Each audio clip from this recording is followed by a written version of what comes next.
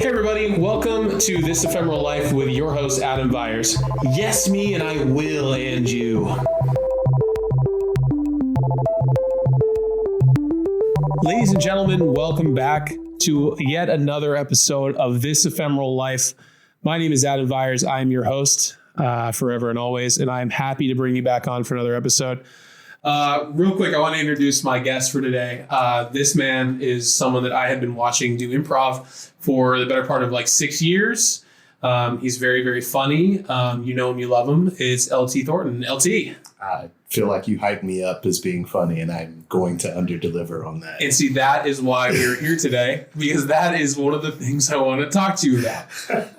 You, sir, are funny, and you are talented. And please take these compliments. And if you can't, then we're going to talk about why. It's fair. I've been working with my therapist on taking compliments better. So, all right. That's perfect. I mean, like, I almost want before we get started, sure. Do me a favor. If you have anything to promote or anything to plug, I know we can't talk specific dates, but shows you're on, people you perform with, let me know. Yeah. I am a part of a group called Diversity Hire. I would love for people to come check out our shows with that team. I have a show that I promote. I don't know when the next time it's going to be up yet, but it's called Debate Fighter. It's about debating silly contests of who would win in a fight using improvisers. It's really fun and goes into some really interesting directions. I'd like to promote This Ephemeral Life with Adam Byers. This is a show. Oh my God. Yeah, I've heard of it. It's pretty good. You should maybe check it out. I'm not even going to correct you on pronouncing my last name wrong. I'm not even going to. It's Byers. It's okay. Byers. You said. Can I tell you a quick story? Yeah. My entire life, I received calls. You know those calls you would always get on your home phone right around dinner time? Yeah. Maybe you know what I'm talking about. You would get these calls. They'd be like, hello, is Mr. Thornton? They would always mispronounce your name. Well, Byers itself, it was always Byers, man. So you're fine. I will live with this for the rest of my days. And to be fair, I've also been called every possible combination of two letters outside of LT. JT. I bet you did a lot of JTs. Once I was called RN. So, registered nurse. You would think. Yeah. I don't know where they came up with that, but you look like someone that could bring you back to health. Oh, well, that you're vastly overestimating my ability. Again, there we go. Well, thank you for plugging the show that hasn't come out yet, or will when you see this. Yeah. Okay. I want to start. I mentioned in the intro. Okay. When I first saw you perform, it was at the Nest Theater. However, it was not the Nest Theater that everyone listening now knows and loves. It would be the Nest Theater that was on Broad Street. Broad Street location. Okay. Nest 3. Right, which is the third thing. By the way, I never, again, talk about how experienced you are. I never saw Nest 1 and 2. I only started and saw Nest 3. I went and saw a little show called Storyteller, now known as Backstory. But I saw a show called Storyteller there with you, I believe Kitty O'Leary and some other very fantastic people. And it was my first time seeing a show after starting classes and starting to actually do improv. Really, I think, I don't know if you've heard, I'll just say this. I thought I knew what I was doing because I'd watched Whose Line Is It Anyway? Yeah. Like a lot of people, I think you show up and you go, oh, we're not just going to play questions only for the next 3 weeks. Right. We're actually going to learn how to do something fun. Yeah. I saw you do a show where you, at one point, I don't know the context of the scene at all, but you came through, just to describe to everyone, at the older Nest Theater, there was a raised stage with some actual depth. There was 2 doorways that had curtains over them. And in the middle, there was a little window, a little rectangular window you could access from behind where the actual stage wall was. So that created a lot of dynamic kind of stuff where you could kind of peek your head through the window. You could move the curtain over and make your entrance. There was so many times where I would see shows where people would, from the side stage, walk behind and close a door that went back to the kitchen / green room. Yeah. And then they would pop up. You knew where they were going. It's not like they were leaving the room. I saw you jump through that hole onto the chairs in front of it, and it made me lose my mind.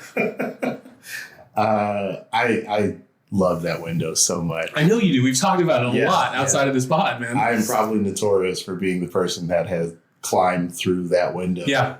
just find an excuse to go through the window. I've sat in the window. I've perched in the window.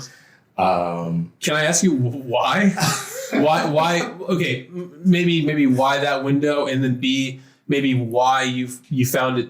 Like, why was your calling? Why you were drawn to it when performing? It's different.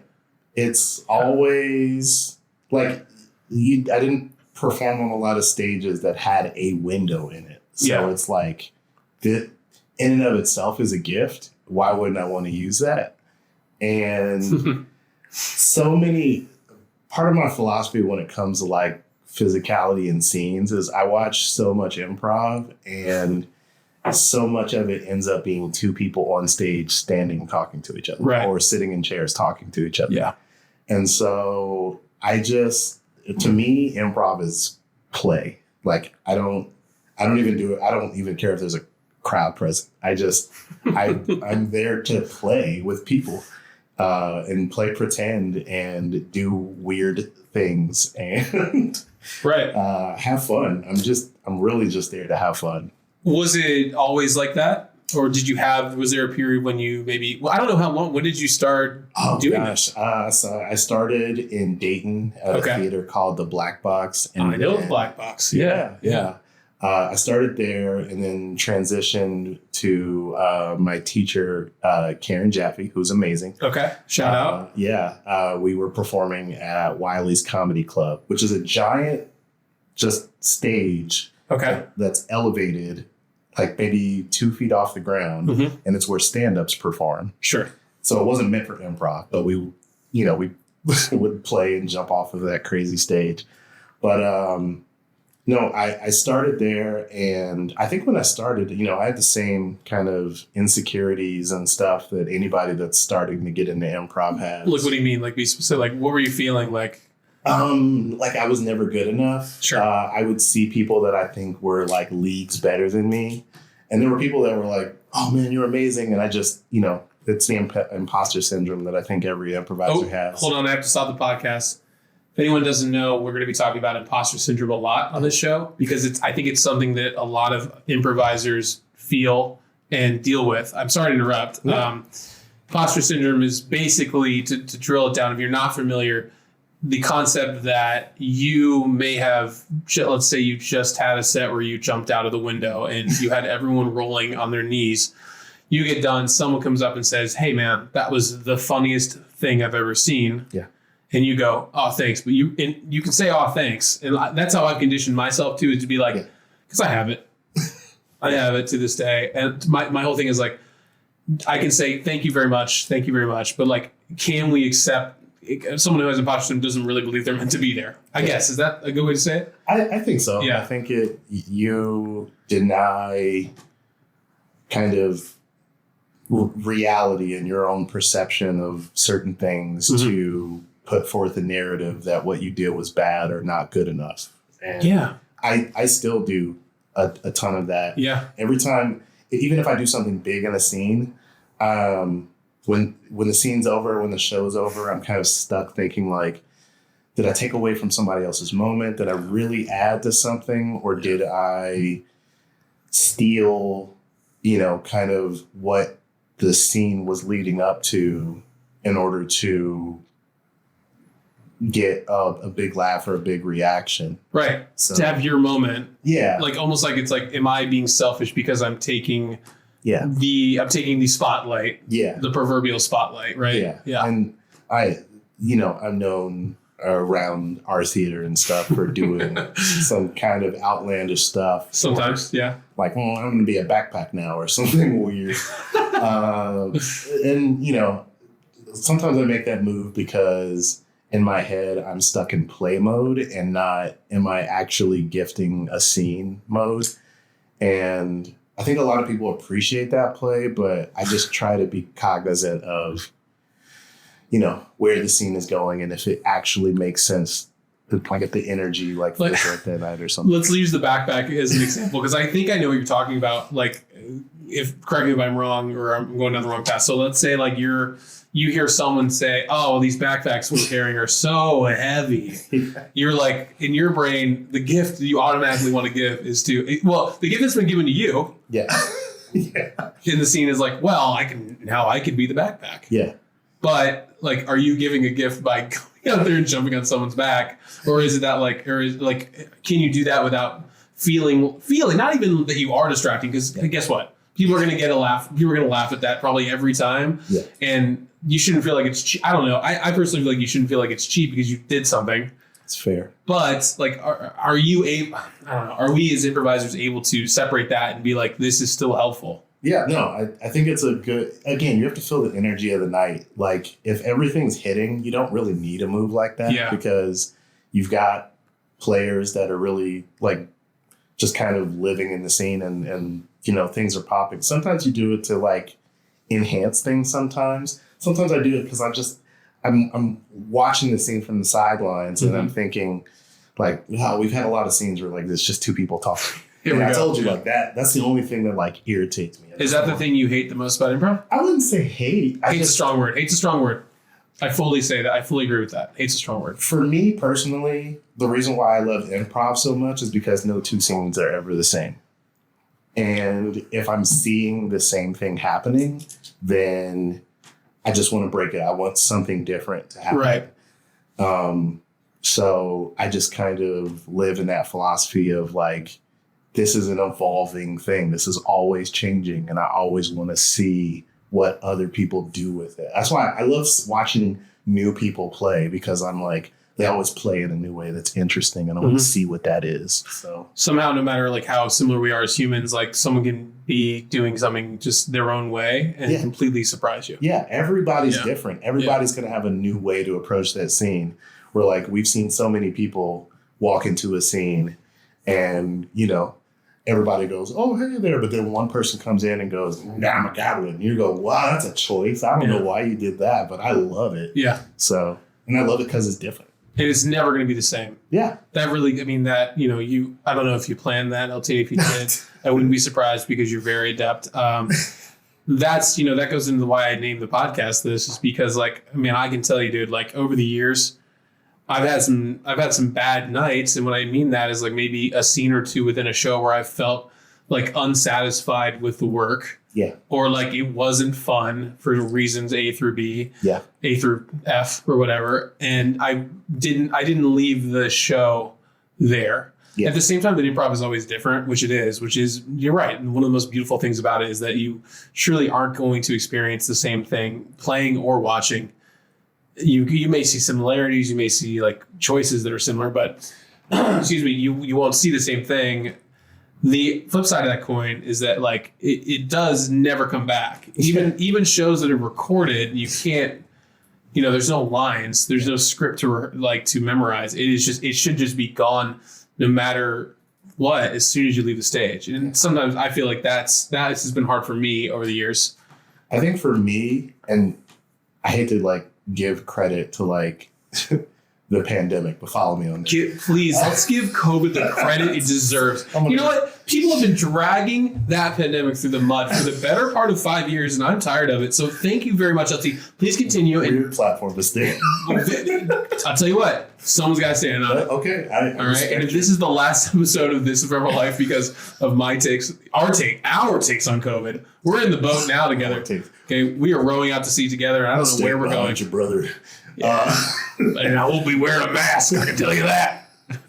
So, but talk about the pandemic, man. We love that. That's good content. When I came out of the pandemic, I had missed live shows and playing like that with other people so much that I think it almost unlocked the my ability to like really deeply care about what I was like leaving the stage with. Like, okay. So if like a show would end and I would be just like breaking it down and dissecting, like, this is what I could have done, this could have, really, I mean, should have, could have. Yeah, every single. show. There were shows I were leaving that I just wasn't having fun because there was so much about it. And it's like I didn't do enough, or I didn't support, or this is still after the pandemic or before? This is before. Okay. And a little bit after the pandemic, I think. Because things were kind of weird. Did you do any Zoom improv? I did very much. Yeah, I did too. Yeah.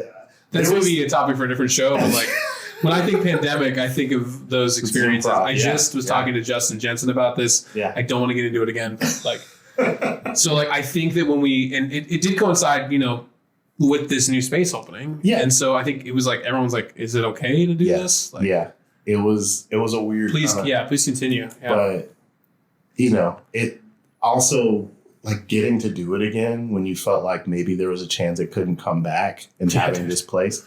It was so much more freeing. And I think I've been just free with my brand of improv kind of ever since. Like it's very just like carefree and just I tell anybody that I play with, like obviously I do the, hey, I got your back, touch your back, whatever. Yeah, we all touch our backs before we go on stage. If you don't do improv, you probably have never seen this. It's touch your back. It's very strange. But I also just stress like, hey, whatever, no matter what happens, just like have fun, like go play, just do whatever. I support whatever you want to do. Completely ruin my life and wreck me. I don't care. I just want to beat me up. I don't care. Just as long as we have fun doing it. I've lost the ability to care about how a specific night goes, unless it's like truly, truly tanking bad. But generally speaking, I'm not. Yeah. The good news is it's never, almost never like that bad. Right. Generally speaking. Yes. So that's interesting. I am happy to hear that, first of all, because I think you're fantastic. Here we go. I'm gonna start this engine up again. For a guy that like you just described how freeing improv has been for you lately, like I sometimes, and I love you, man. Like sometimes I'm just so surprised that you still can't you're like, oh man, I'm not funny. I'm just, I don't know. Like, I think I don't know. I think we're really good at faking stuff as improvisers, right? Like we can be really good at faking it. So yeah. Just know that like what you just described, and you can go back and watch this later or listen to it. Like what you just described is like someone who shouldn't have a care in the world. And I'm glad to hear it. You know what I mean? I try not to. This improv is literally my only main creative outlet. Sure. And so it is how I release the world. It is how because I went to school for like graphic design and art and stuff. I didn't know that. I'm not doing any of that. So yeah. So this is my art. This is what I put into. It's the release. Yeah. Yeah. Yeah. This is my creativity. That we can definitely agree on. Yeah. All right. Well, listen, I want to circle back to. I have two more things to talk about. Okay. I know people are on. What's he going to talk about next? Let's go back to physicality. Okay. Real quick, I just want to stress this enough. Like, I'm going to relate it to my own play style, which I'm sure you've watched me a few times and said, why is Adam just standing there? Because it's your least favorite thing of him. You don't hate it, but it's your biggest pet peeve. And that's something that I really had to work on, was being physical and being like a different person other than myself. Yeah. You don't have that problem. And I'm just no. Listen, like you always surprise me when we play together. When you are about to enter a scene, let's take the backpack example and throw it away. Yeah. Let's say you're coming on as like an older man. We did a scene like not too long ago where you just entered as that third card. Mm-hmm. How do you make those decisions? Do you feel like it's instantaneous? Do you feel like it's natural? Or do you feel like you are sitting there? Okay, the style we do with the team that you and I and our friend is on. Shout out to George. Gorge George. The style we decided to implement was like real simple, 2-man scene, and you get to be the third person. And I really feel like it features how like your strength in like, okay, I'm just gonna find the right time to heighten this. Yeah. Are you like meticulously thinking about that? Or is it really just like, all right, this is it, and your feet don't fail me now? For me, it's a weird balance of timing and listening. because I want the scene to breathe, because I don't want to come in with something wacky. And like right away. Yeah. Yeah, because it's the timing can be weird, and you're like, we were getting to something, like we were getting to a moment, and you came in and you go, oh my elbow. Which is good, yeah, but like, you know, the timing is everything. But like when you've hit that kind of like truth part of the scene, and then you can kind of build on it with like a game or something, like that's fun. Yeah. And so it's and also like it's important to listen, like people's names, things that are happening.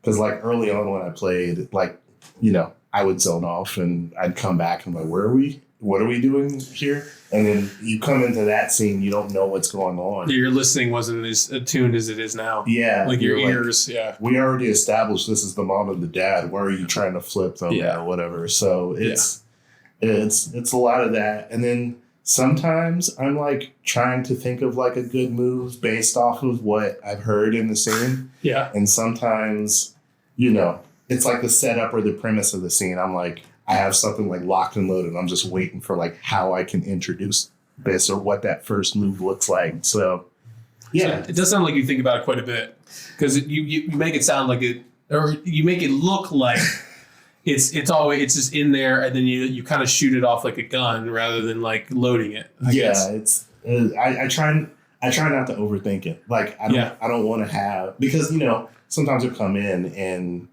whatever you were working on or had in your idea is just like, oh, hey, there's old Grandpa Joe. Yeah. Like, then you just shift, right? Because if someone gives you the gift of being Grandpa Joe, now you're Grandpa Joe. I mean, you have to still listen, even if you have an idea like percolating. Exactly. Right. So listening, so important. And then also I try to use my body to kind of show what move I'm like. I want it to be strong. So like if it comes in, like, you know, hey, I have an idea.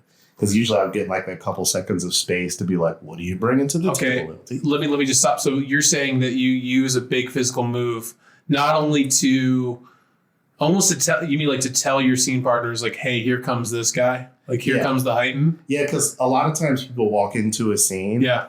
And they walk in and they're not doing anything and they're silent. They're waiting for people to turn around and notice them. Yeah, exactly. Yeah. And so, but they may not, and they may say something that is revolutionary to the scene and gets a big laugh. And then you just look at the guy that walked in and didn't say or do anything, and you're like, well, now what are you here for? Be funny. No, you're right. If the other two people on stage, or even the other person on stage is like, even if they're, I don't know why it would just be one person, maybe they're monologuing, maybe they are talking to the audience, but like if they aren't using their ears too. I remember like preaching this like at big group scenes. We tried to do the Herald a few years back, first on Zoom. And then on in real life, we tried to like learn how to do that crazy form. But they were like 12. There were like 12 of us. So I kept stressing before we do shows, I'd go, hey, just use your ears. Especially when we're all on stage at the same time doing like an intro or a game. Just do your best to, if you use your ears and your peripheral vision, then you're not going to step on anybody, or you're not going to step on people as much. Right. And I think it's super important even when it's like 2 or 3 people on the scene. Yeah. That was the hardest thing for me to focus on too, like to really lock in on what's happening, because I get distracted all the time. I have the same problem. And so you got to lock in on what's happening, because first of all, you're respecting your people that you're playing with. And you're trying to add to the scene, or if you're going to sweep or do a tag or something like that, that's how you do it. You do it with purpose, building on the lore. And with purpose and with, thought and dedication to whoever's there, right? Yeah.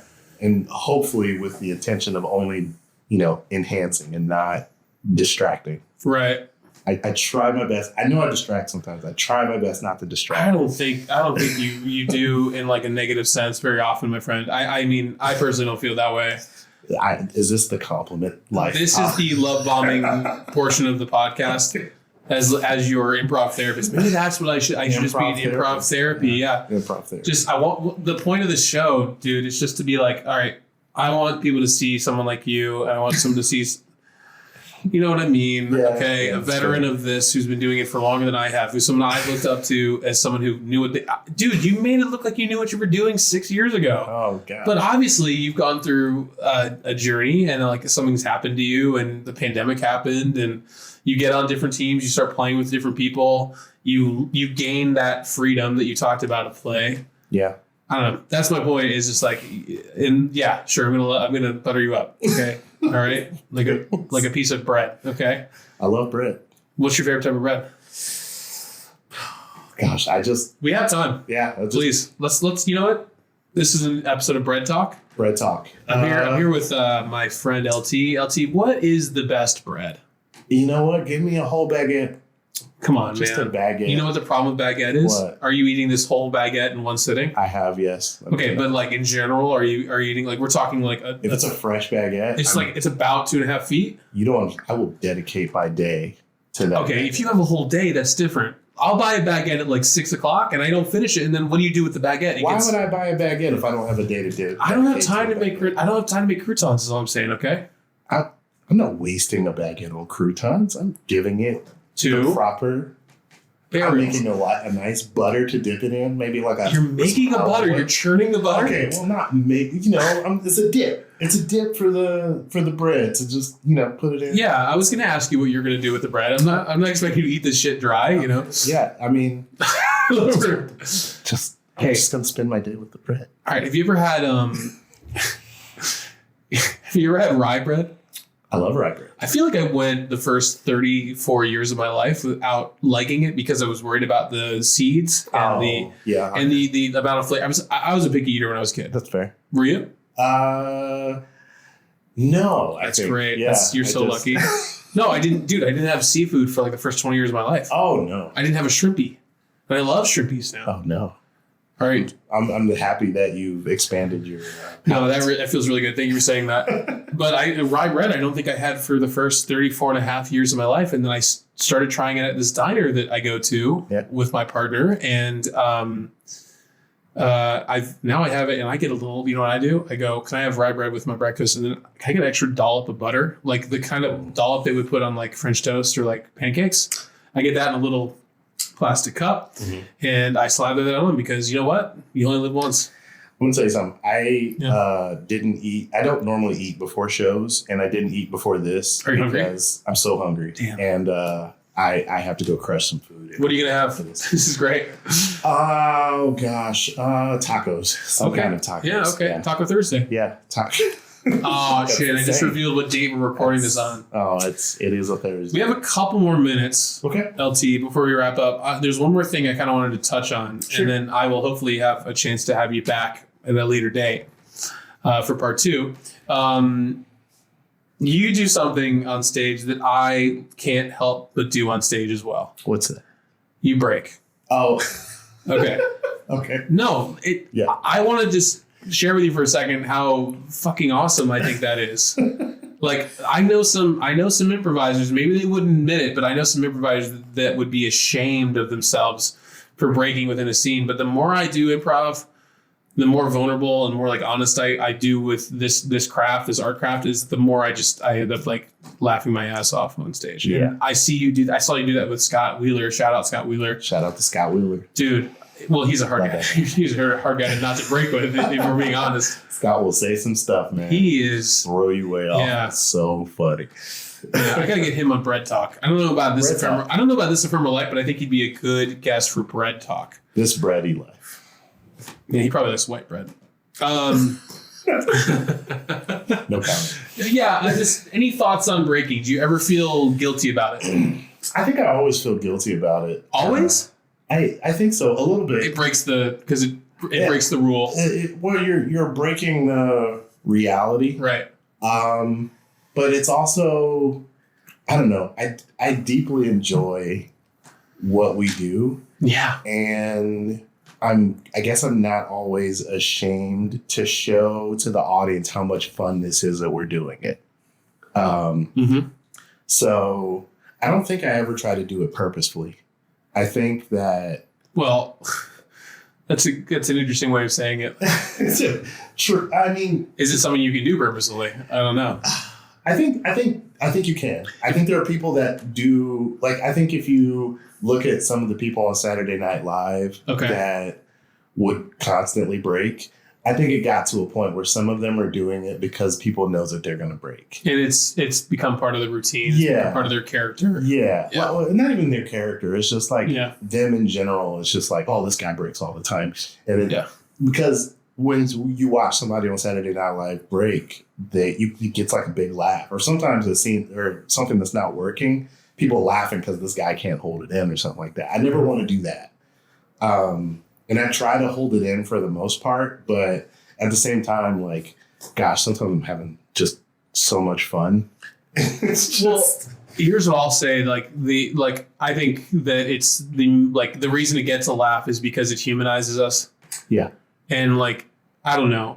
For me, I think it's fun and I think it's fine. I think you should continue doing it and not feel so much shame. I'm not going to promote it or try for it, but I think, again, you tell the audience, like, hey, like, we're up here doing this, like, we're kind of friends having fun, and we're just doing it. You're paying to watch us have fun. Yeah. Hopefully you're having fun too. So I just like that energy, I'm usually laughing the loudest on the sidelines when a scene is like killing it. Mm-hmm. I'm just, because, I'm having fun watching improv, and also I can like jump into this too. So, well, you said it, man. No, I as your improv therapist, I'm going to say you're in great shape. Okay, thank you. And I want to thank you for being here on This Ephemeral Life. We have to wrap up now, and you got to go get some tacos. Thank you for having me on the Breadcast. Yep, you're welcome. Bread Talk. We'll be back for, I think we've been renewed for 17 seasons, because there's a lot of bread. Yeah. Can I come back for sourdough? I can, I'll write that down now. Sourdough. Yeah, okay. I'll write that down now. Everybody, LT Thornton. Everybody, my name is Adam. I'm your host. Thank you for listening to This Ephemeral Life.